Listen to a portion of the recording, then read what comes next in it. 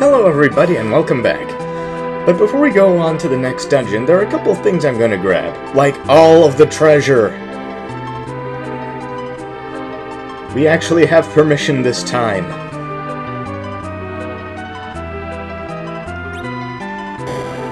Go ahead, take our treasures. I'm kinda wondering what happens if you say yes before actually getting permission, but there is a lot of good stuff down here. Turns out I didn't even need to buy that great bow. 2 elixirs, 2 ether 2s.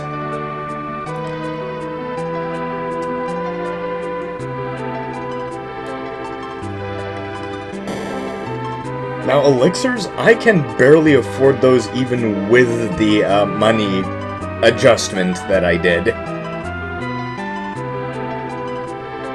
Oh, not much down here.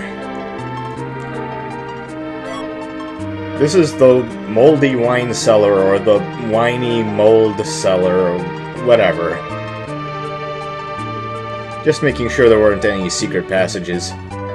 They're highlighted in dungeons, but not in towns or castles. I'll be taking all of this, and some of this,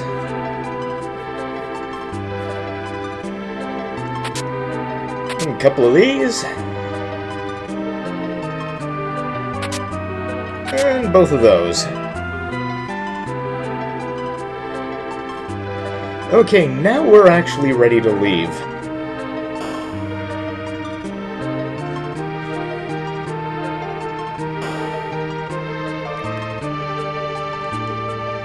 Doo-doo-doo. It's a small castle, we'll be fine.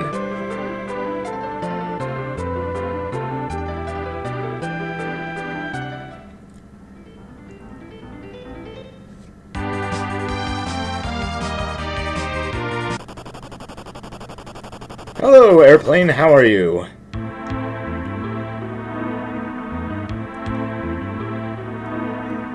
Hello, trader, how are you?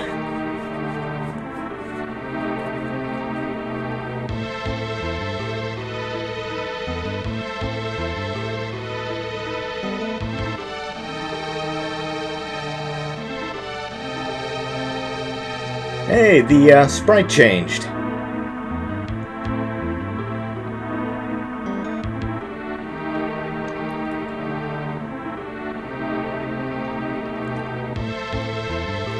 Talking over the PA system, I guess.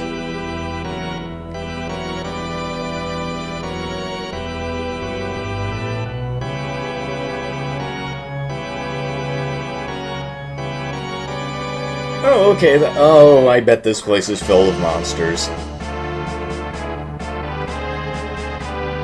Okay, welcome to the Tower of Zot, the first really big dungeon of the game. Now, you can actually leave once you've gotten here by stepping back onto the map tile where you started this area. But that will take you back down to Baya Toroya. However, you can't fly freely anywhere you want. Anytime you step back in the airship, you come immediately back to the Tower of Zot. It's not made entirely clear where this is in this game, but I believe in art depictions this is actually a flying fortress. It's also really mean. As nasty as the Lodestone Cave could be,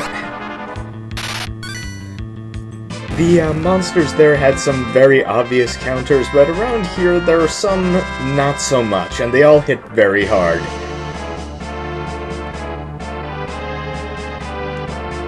And there's me becoming disoriented.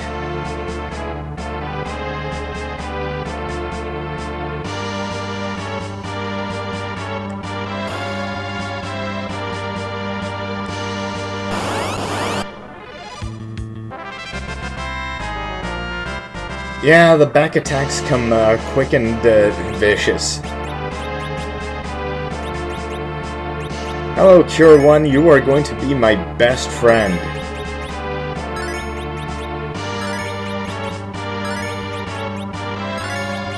I don't actually know what the formula for cure healing is. Oh well. Gained a level, move on.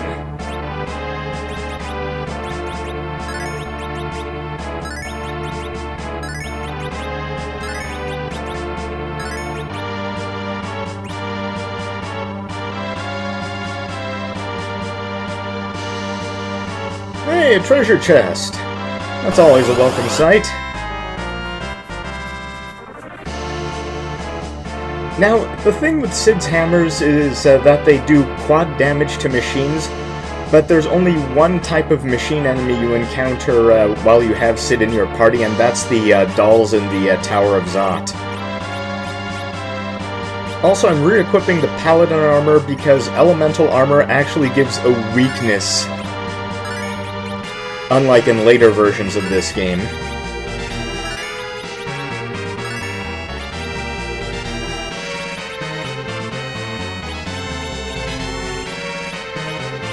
Why am I equipping all of this ice stuff? I don't know. Ah, the good old monster in a box. Once again, introduced in Final Fantasy II. Thankfully, anything ice just absolutely destroys these things.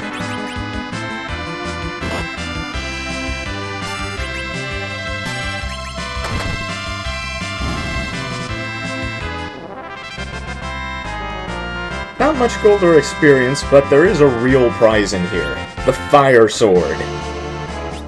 It's a huge boost to attack.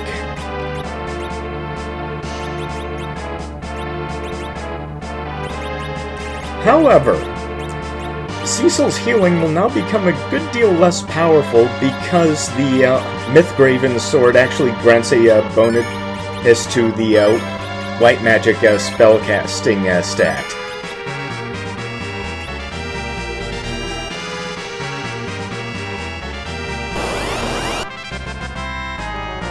Ah, there are a lot of these guys around here.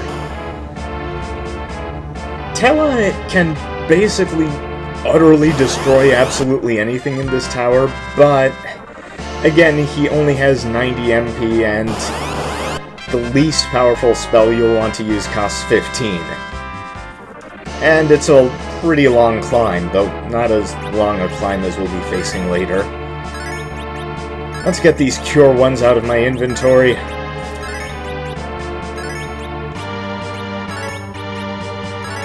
They have outlived their usefulness.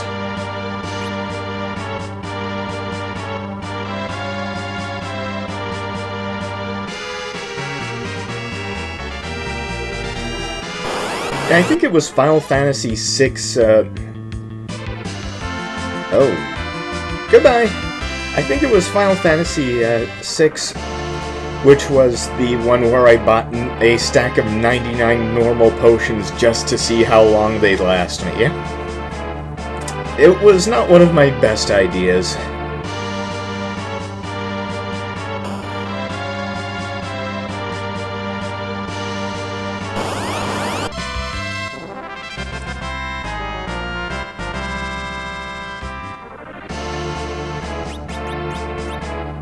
By the way, I think Final Fantasy IV is the only game I'm going to be tackling on this channel, because I can glide right through this game, which is actually one of the reasons I chose it, and it's probably the reason that across the various versions, this is my single most played Final Fantasy game. Because, whatever people say, there is virtue in a game that people can just sit down and do. This is actually a very good starter Final Fantasy. Oh, before we go on, those Swordman enemies, that's a weird localization considering that they were localized as Dark or Black, and they were originally Dark or Black Knights. Anyway, as I was saying, why this is a good starter Final Fantasy? Well, because it doesn't have the really excessive grinding of earlier Final Fantasy games, and it doesn't really have the finicky or difficult subsystems of later ones, or earlier ones, if you're counting Final Fantasy 2 and 3.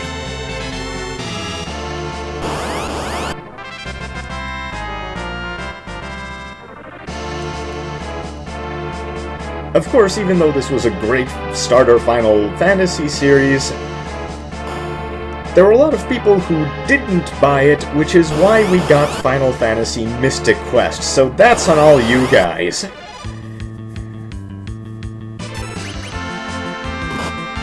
Did I miss cutting this encounter? Yeah, I guess I did. Oh well. Black Knights are no problem.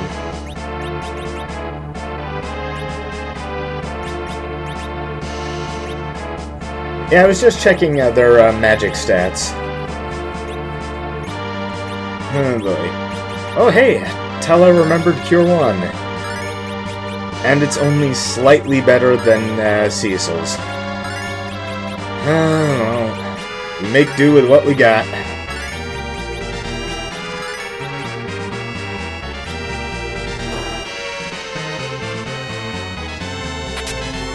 Ah, the Gaia Hammer. This weapon has a special property that most people won't see because they always use Cid to attack normally.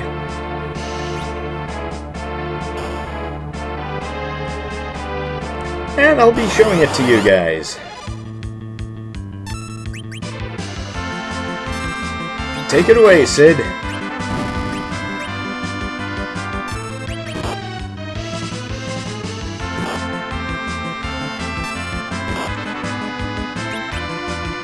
Boom.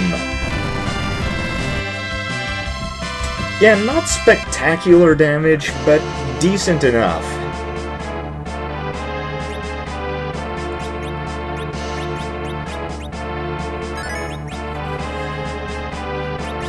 The thing about using items for magic is that the resulting spell is still actually based off of the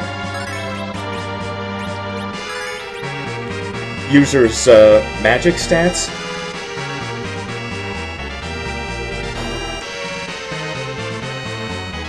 So, heavy melee weapons like those won't really produce much damage when you use their spell abilities, which is something that really hampers Kane's final weapon.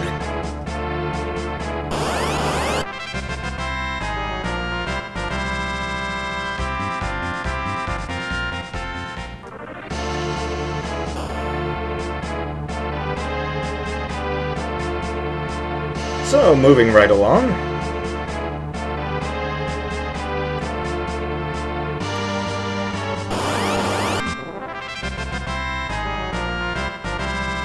More marionettes and... Oh, that's nice. A rune ring won't be available for us to buy until the very next shop we reach, which has a couple of tough encounters before that, so I'm glad to have one now. I won't be equipping it quite yet, though.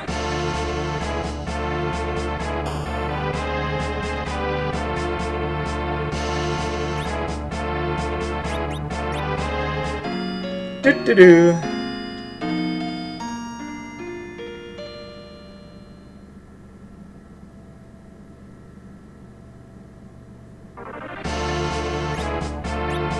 And I'm just safe here. I'm very glad that I did this.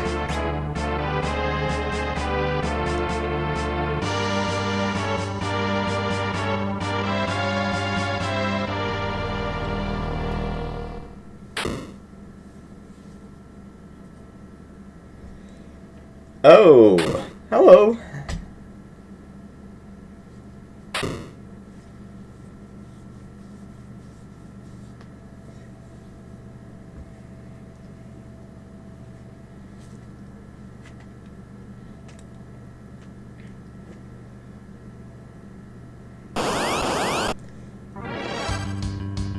Okay, Sandy, Cindy, and Mindy. This is can be a somewhat tricky boss fight, and during the practice run, I ended up having to kill a whole lot of Magus sisters. Basically, your first goal in this fight is to kill the one in the middle.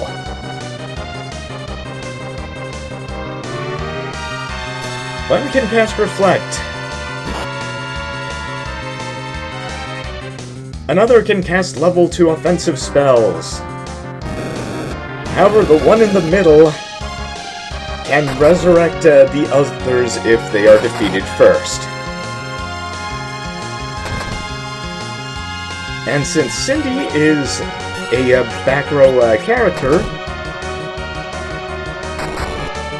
you actually aren't going to be doing too much damage to her.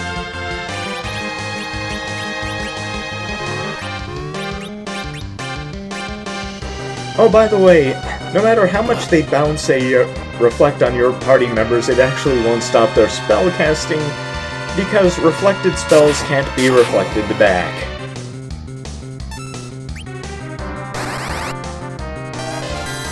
But first, a little something for the bosses.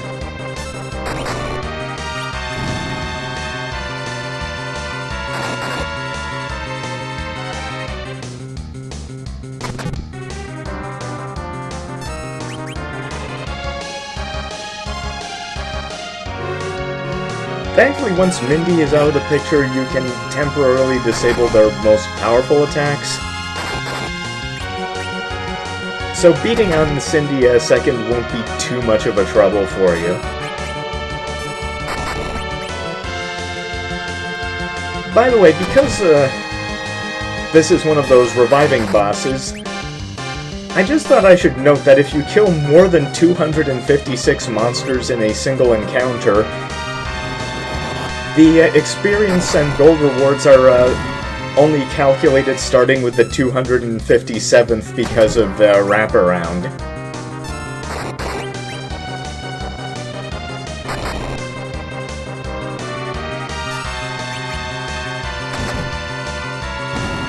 And down goes Sandy.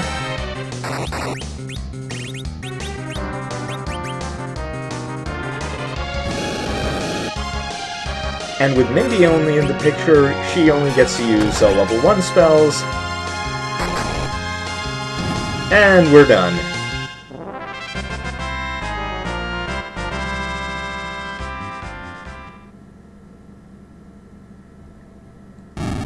It's actually a decent place to farm for experience if you really want to, because experience gains in battles actually are carried over to party members you have met but are not currently in the party. So Rosa and Kane and whoever all else are still gaining experience while we fight.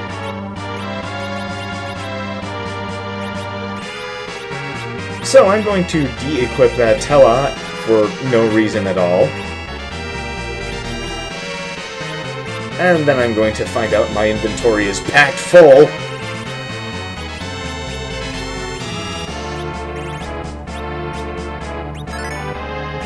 There we go. Sort really is important. Right, de-equipping Tella, no reason. And those can stay.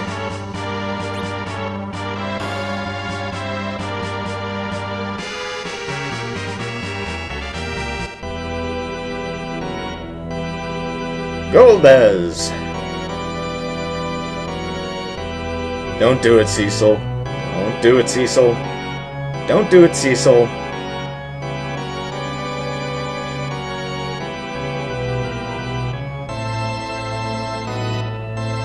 Don't do... he did it.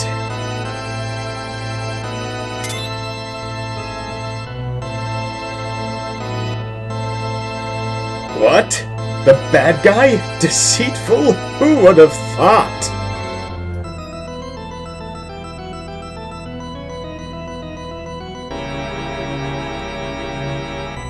So it's up to Tella to take care of business.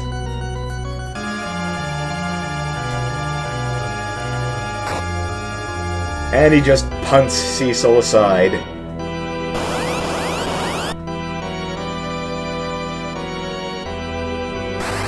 Yeah, this is just a cutscene. Oh. I think we might have bitten off a little more than we could chew.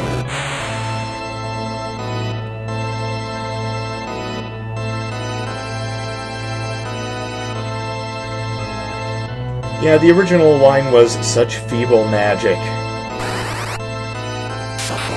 And Tella has already exceeded his MP allowance.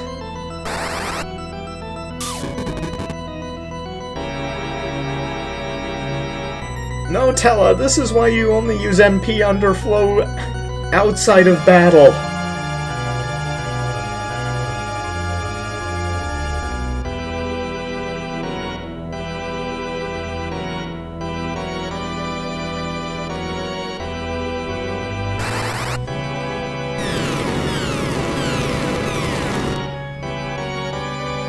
Yeah, weren't expecting that one, were ya?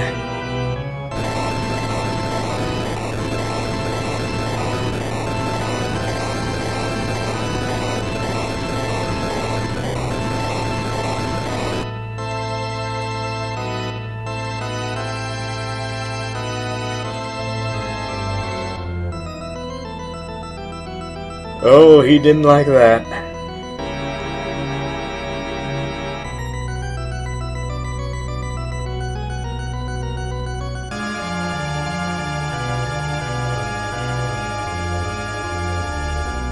Well, smacking the Golbez around has had one positive effect.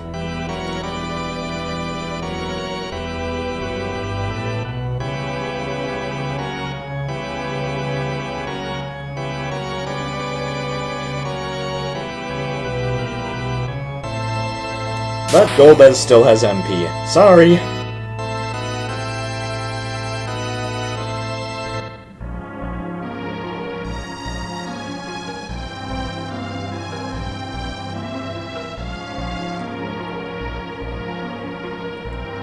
Oh, something's going on in there.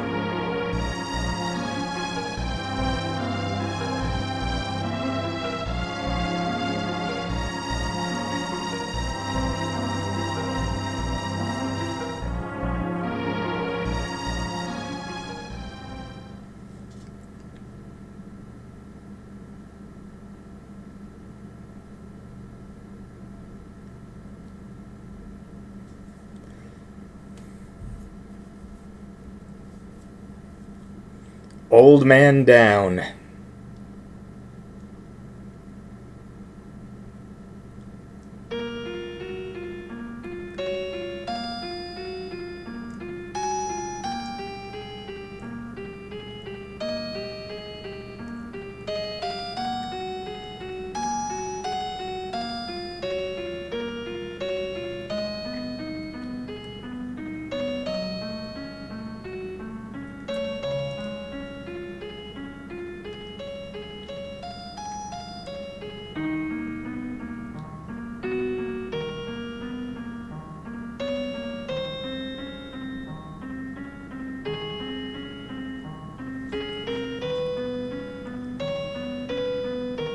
Alright, Kane.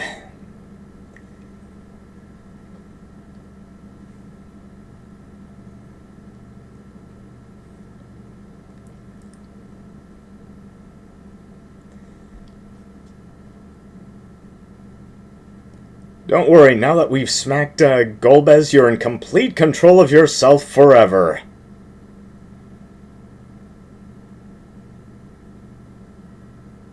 Uh-oh.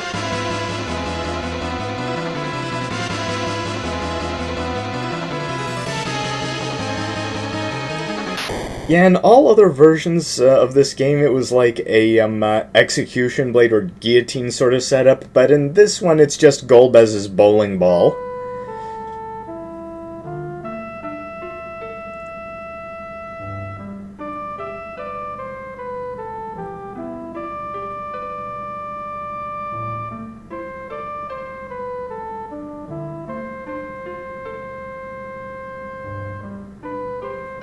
God damn it, Sid.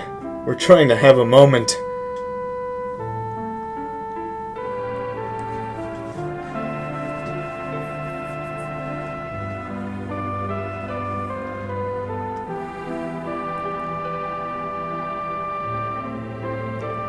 Ah, there we go.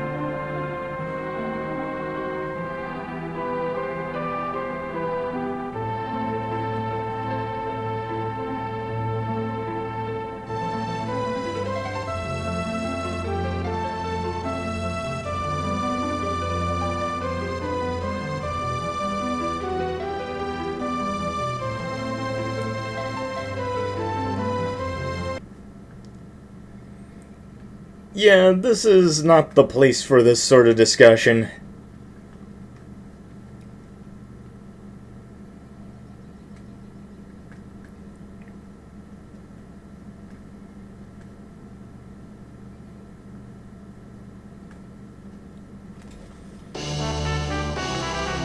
Yes, we have an actual healer again. Now let's sort things out, because Rosa has 0 equipment, and this formation is pretty much what I want. Kane's jumps do the same damage whether he's in the back or front row.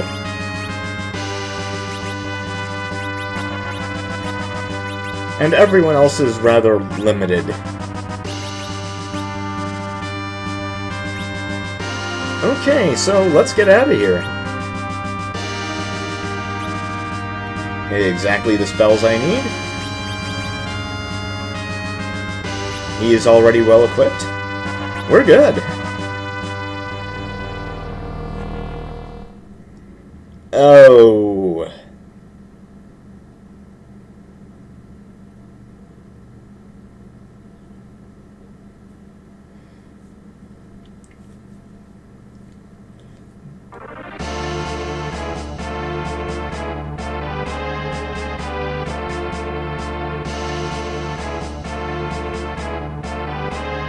Yeah, Tella is still rather formidable, but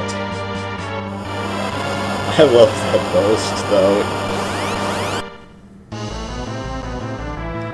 though. Okay, Valvalis or Barrikia, or whatever you want to call her. When she becomes a tornado, she gains a very high evasion rating. And she also uses Tornado. And that which causes gradual petrification. By the way, the reason I didn't berserk anyone in this fight is because whenever someone physically attacks this boss when she's in her tornado form, that Kane jump out text box thing always shows up each and every single time.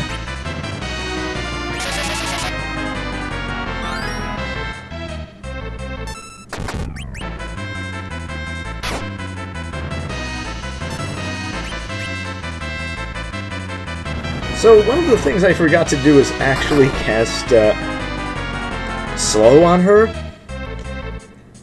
which means that I actually take quite a beating in this fight. More so than I usually expect.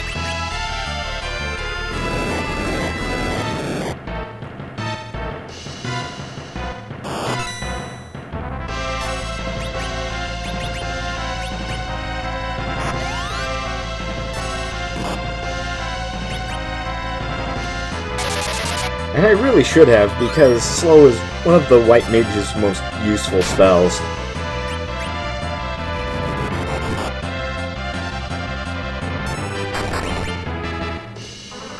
Now, the thing about haste in this game is that it hasn't quite is that it's much less incredibly overpowered than it was in earlier and later Final Fantasy games. Hey, someone resisted Tornado. That does not happen often at this point.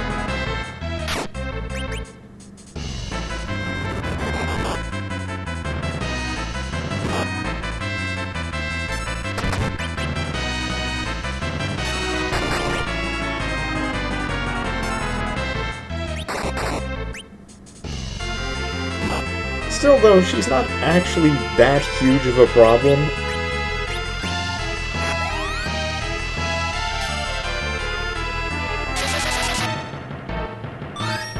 Even though Cecil is on the verge of becoming a pigeon toilet.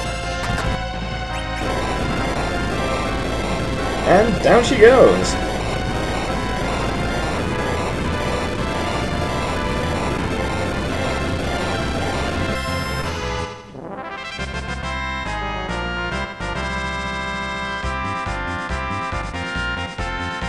And Cecil gained the heal spell.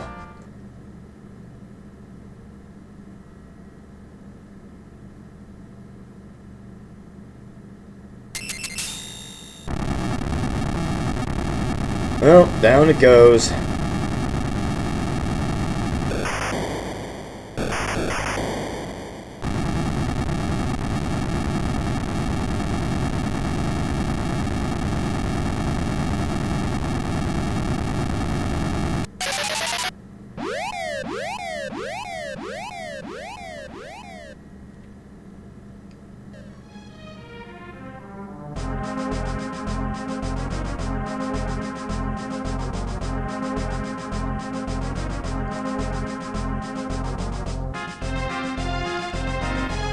And we did finally get a room.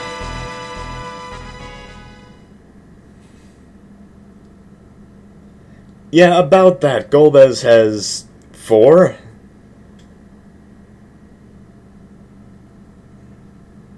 Ah.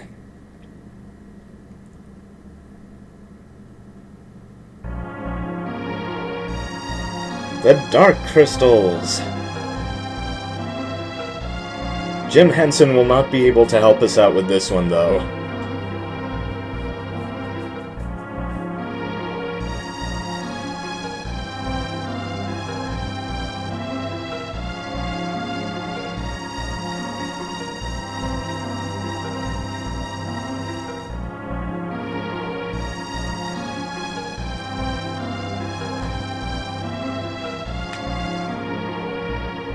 Oh god, I hope this is more gentle than Ultima 5.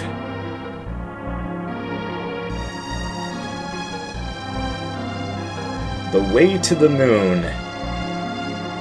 Okay guys, the real Final Fantasy IV starts here.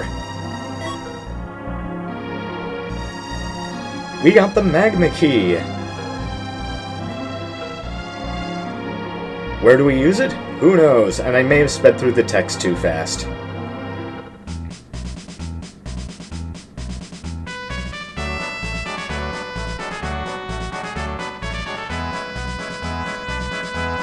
Well, Sid really is the master engineer.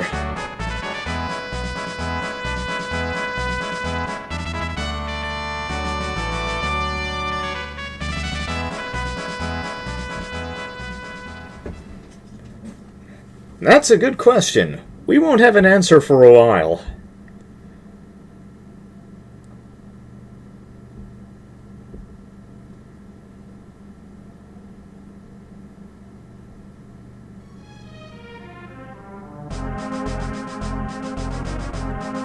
Okay, and that's it for now. Bye.